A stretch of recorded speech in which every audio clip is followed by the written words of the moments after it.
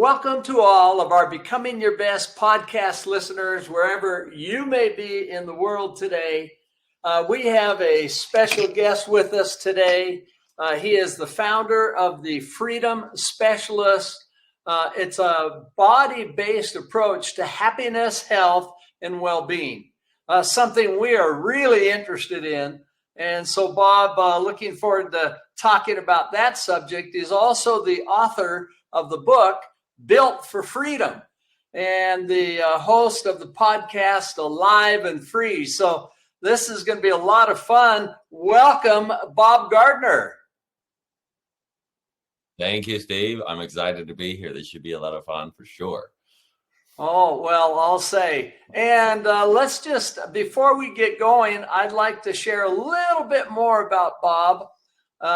His body-based, no-nonsense approach to freedom has since helped thousands of people leave their struggles behind and find real freedom and happiness. And in addition, Bob's intensive, power-packed retreats, transformational coaching, and online resources have supported people struggling with everything from chronic pain, anxiety, depression, PTSD, childhood wounds, addictions, and OCD, so they can finally take their life back and begin to thrive again. And for the past 15 years, he's been incorporating multiple tools and knowledge gained from his years of martial arts, breath work, functional psychology, deep tissue release, and numerous other healing modalities to help thousands of people permanently put an end to their concerns. This is the freedom that they get from what he does. So excited to have you here, Bob, and to jump right into this today. Tell us about your background, including any turning points in your life that's had a significant impact on you. Well, my background is essentially that I messed everything up, Steve. I grew up as a military brat. You know, we moved all over the place. My father was a fighter pilot. So we lived in Germany for 6 years. We lived in a number of other different places. I think in terms of formative years, there was a lot there. You think Top Gun, Maverick, that's what I thought my dad was. He didn't actually function that way, but I thought he did. So I kind of grew up in the shadow of a hero whose footsteps I was trying to fill. And because we moved a lot and because we didn't quite live on the air base or with all the other American kids, we were often in different areas, I felt like I didn't belong.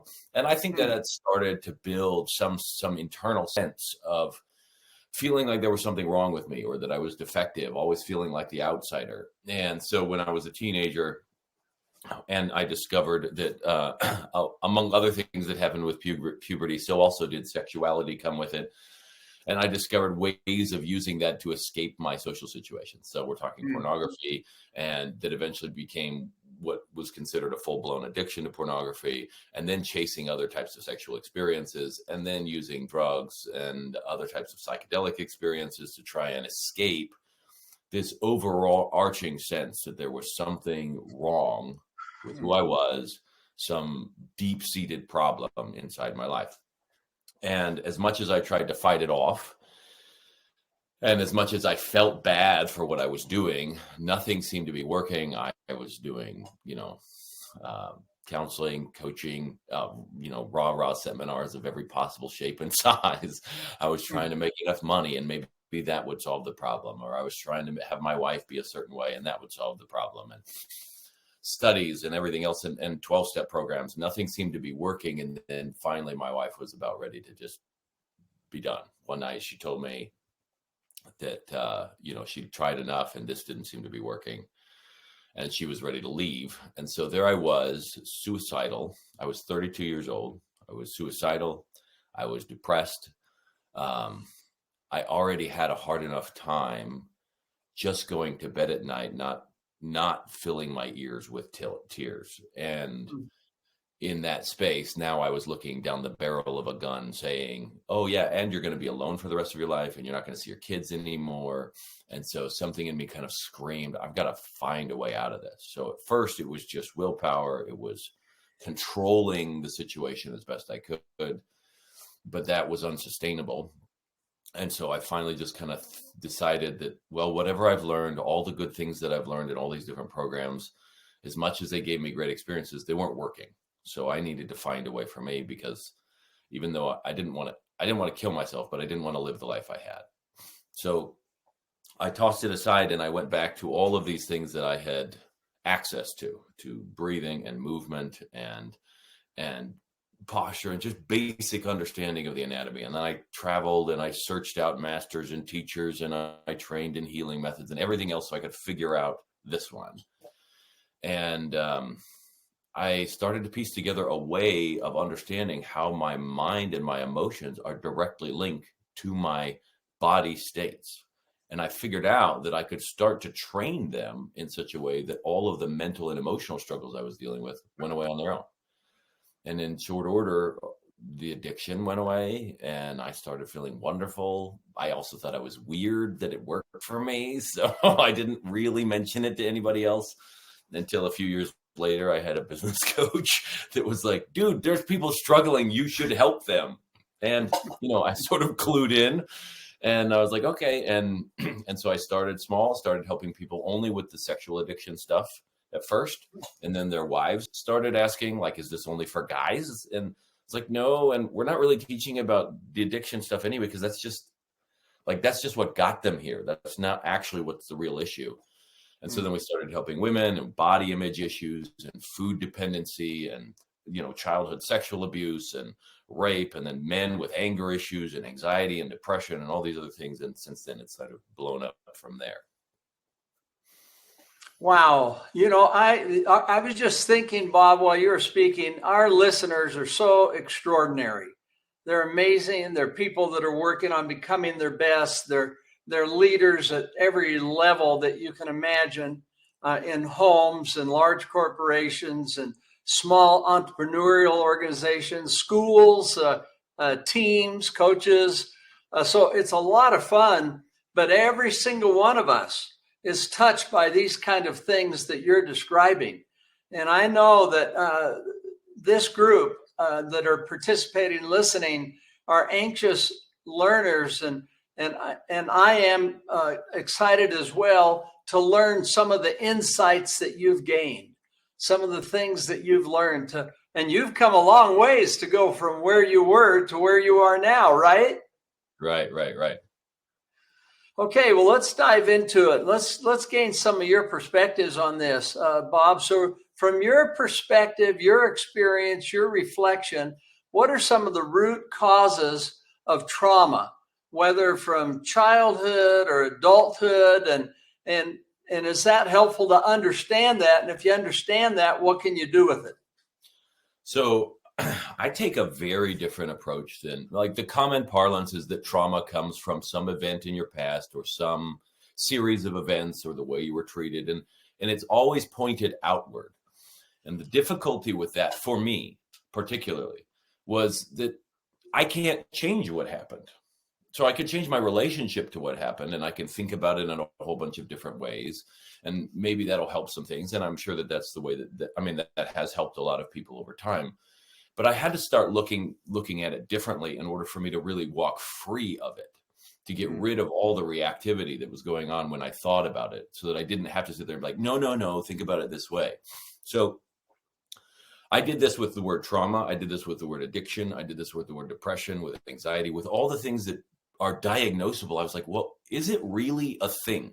Like, is there a molecule of trauma that is somehow floating through my bloodstream somewhere? I was like, well, no, there's not one of those. So what are we talking about then? And I realized that trauma itself is a label.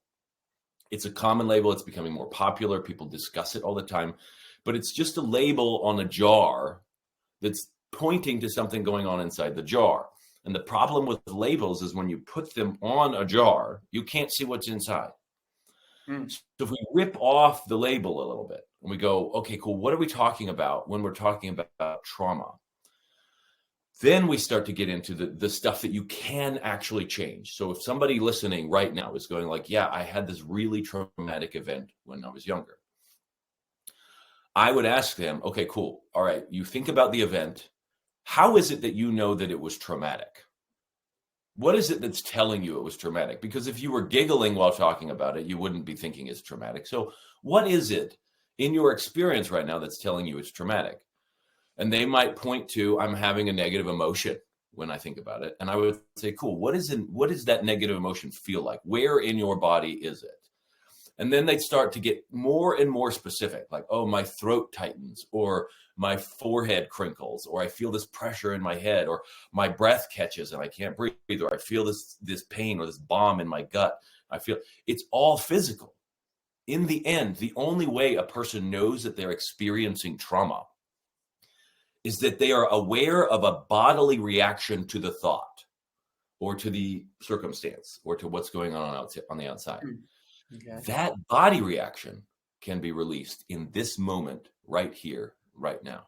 And if you train yourself to release it consistently, it becomes a muscle memory and then a habit, and then it's gone. So the first step in really understanding this notion of trauma is to bypass the pointing to an outward event. Those things did happen. We don't take that away from you, but you can't change that. I can't change that. Nobody can. Instead of trying to think about it in a way, go back to the only thing that I'm experiencing when I'm experiencing trauma is this negative physiological state. If I turn that around while I'm thinking about the thing, then suddenly my brain has new data that says, oh, I guess I can think about this and not feel bad. I think I'll rather do that. And then quickly that instinct starts to take hold. And now a person is no longer traumatized by it. They don't lose any of the wisdom they've gained, but they lose all of the baggage and the weight of it. And so they can actually use that wisdom for their own benefit instead of coping with the negative physiological reaction. Okay, Bob, have you found that this is actually a science? In other words, is there a science behind what you're describing, behind this trauma, the addiction, whatever the words are you label it with, and how it impacts people physically, emotionally, and mentally? The science is still there's a lot of research on the way that your thoughts change your physiological response, the way that your expectations. There's an entire book like The Expectation Effect, where they're describing how a person's consideration, perspective, expectations of a certain event literally change their genetic expression, their physiological capacity to even digest food. Okay. So for instance, there's evidence that indicates that people who are aware of gluten intolerance are more likely to experience a negative reaction to gluten. It doesn't mean it's 100% expectation, but there is a massive body of literature indicating that the way that we've thought about, the way that we've perceived the world changes our physiology in a big way. There's a lot of data and science around the body and mind connection, about the gut's connection to the brain and its production of all of these neurotransmitters. So there's a ton of science behind it. Unfortunately, there's not a lot of practical, on wheels on the ground stuff that's been done from what I've seen. I'm sure there's people trying things out in a way that's pieced it all together so that your average person can go, oh, yeah, from home, I don't need to have a bunch of fancy equipment. I don't need to have $1 million insurance plan. I don't need to get all of the top level blood work and all the other stuff. I can actually just change my breathing, change my tension, change my posture. I can do these simple different things, and suddenly my life starts to improve. That is not happening yet, but that's my goal. We'll get her done. I love it. And what are some things while we're on this? Because I know that you've thought about it. And I love the title of your book. Let's hear the name of that title again. It's Built for Freedom. Built for Freedom. So what are some things that people could do to dissolve trauma, to create this transformational experience in their lives that you're describing and achieve lasting freedom? Okay. So the first thing you can do is start to be aware of what happens to your body when you're experiencing those negative states. And we don't have to restrict it to trauma. We can talk about depression or anxiety or any of the other things that people are struggling with. How do you know you're in depression? How do you know you're anxiety? Because once you know what's going on physically, you can change it. when you don't know what's going on, you're relying on a pill or an expert or an authority or someone outside of yourself to do the work. And sometimes we need that extra help. But first, if you can see what's really going on, it's fairly simple. Imagine being in a basement. Your kids have left Legos everywhere, and you've got to get to the bathroom. Okay. It's rough when the lights are out. Right? When the lights are out, you're reaching for information. You're reaching out with your feet and your toes and sliding your feet along the ground. But if you flip the lights on, the path to the goal is clear. So what I want you to do is flip the lights on your experience. What is actually happening in my body? And then start to change it.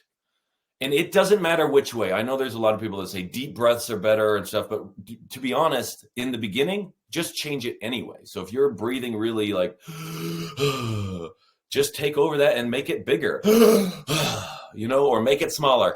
It doesn't really matter which way you go, because now you're in control of the thing.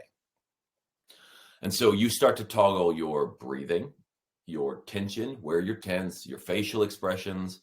Some of these guys that have struggled with lust and a lot of sexual urges and desires that I've worked with, I'd just be like, cool, I want you to get down on the ground, turn yourself upside down, and see how easy it is for you to keep lusting after that woman. It's hard. Your body's not used to doing that in a different position. So it's dumb. Some of these things are really ridiculous, but you can start to change it. When you do that consistently, your brain gets information from the experience that says, hey, there's another option. And a person only ever feels stuck when the options they have, they don't like any of them. But if you could have 400 options. If you don't like any of them, you'll feel stuck, you'll feel overwhelmed, you'll feel cornered, you'll feel caged.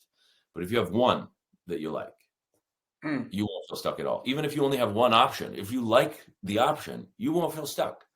And so we have to give your biology a different option that feels wonderful.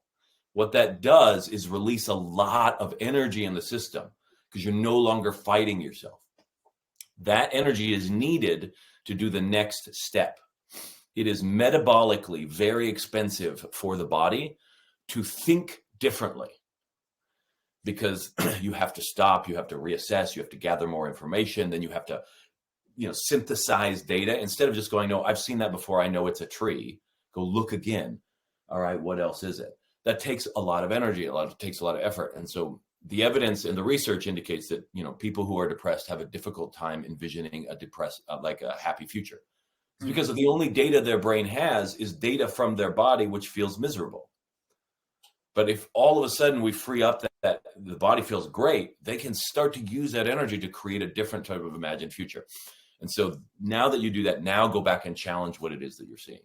And it's very likely, as in 100% of the cases that I've worked with thousands of people, it is likely that what you thought you saw is not exactly what happened.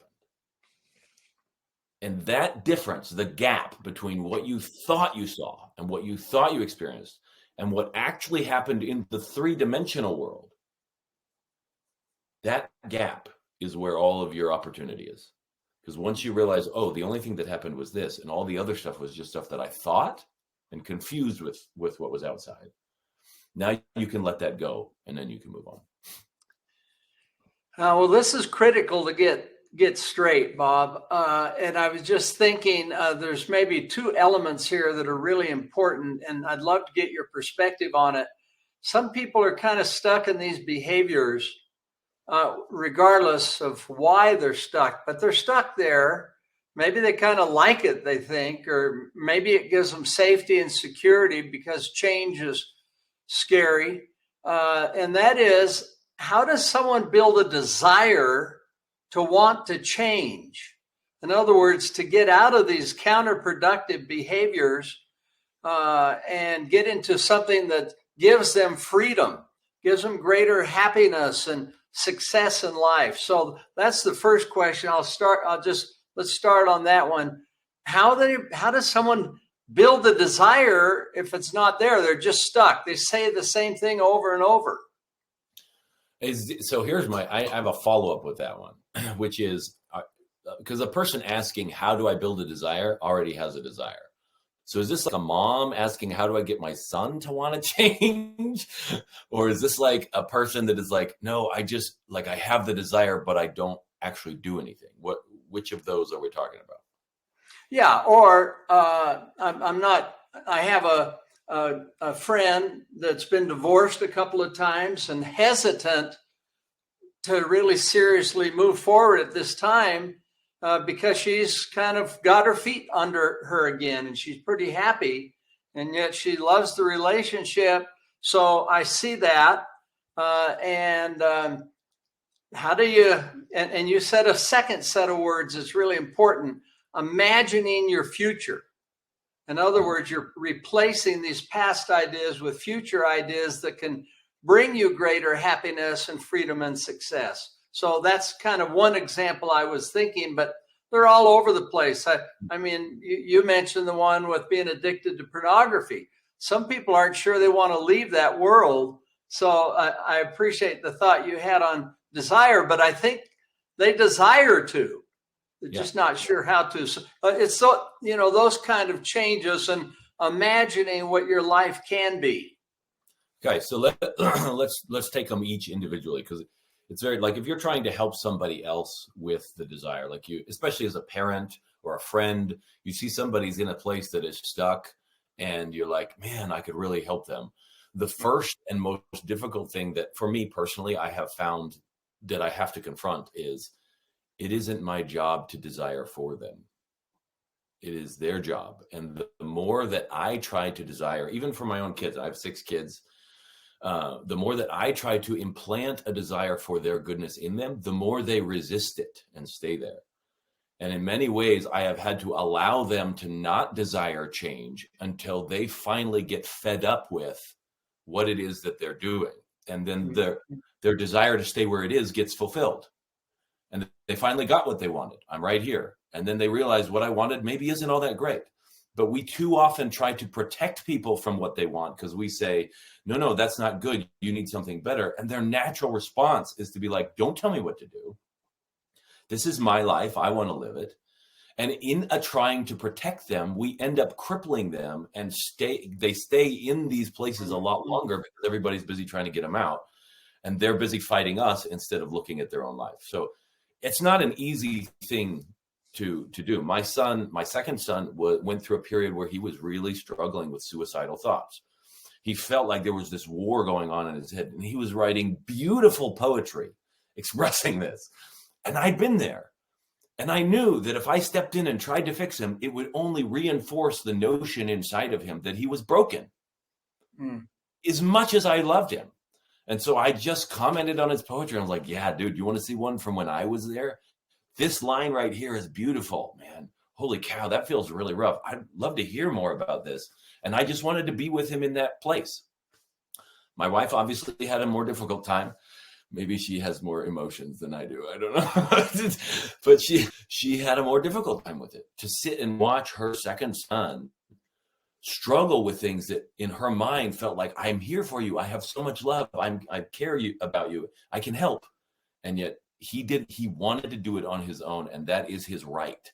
No more than, we don't get to live anybody else's life any more than we want anyone else to live ours. And the willingness to let somebody confront their own stuff without leaving them, but willingness to let them make their choices. That's a difficult thing to do. It may not be the answer in every case, but it's a dicey one. When we're talking about your own, so when I was really struggling with the pornography piece, I had so much desire to change. I simply didn't know how. I tried over and over. I was like desperate to leave this behind because I felt like it was some blight on me. I felt like it was evidence that I was defective in some, like a factory defect that had just somehow made it to the planet. And it hurt so bad. And I prayed and I read scriptures and I went to my 12-step meetings and I did my inventories and I did everything that they were telling me. And I tried really hard and nothing was working. And part of the problem was I was trying to do step 20 before doing step 1. And so often when we're like, oh man, I have this big problem, I need to go confront it.